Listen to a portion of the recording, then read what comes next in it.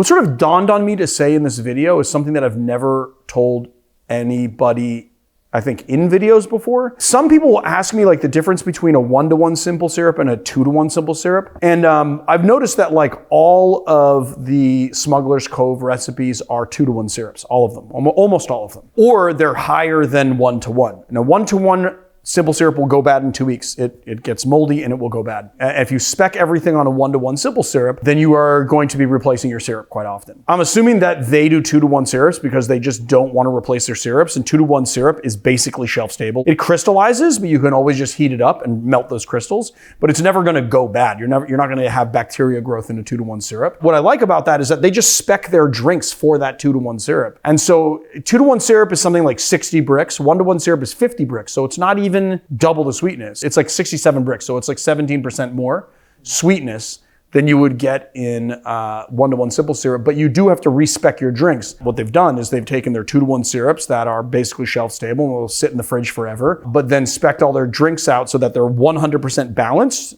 using that more robust syrup. And you can do that too. Anders Ericsson is a guy that does a 1.5-to-1, probably because he doesn't want it to be fully 2-to-1, right? But then he gets the benefit of having more sugar and so a longer shelf life. And then he spec'd his drinks on that 1.5-to-1 ratio. So if you guys are thinking about like shelf stability or whatever, you can always just do your syrups the way that you want. And then you respec your drinks to fit that syrup so that they're fully balanced, which I think is a great hack, honestly. I don't do 2-to-1 syrups, but like I don't also store syrups for a long time. If I were in a bar setting, I would probably base my recipes on 2-to-1 syrup just for longevity. And that is why everybody should have a refractometer.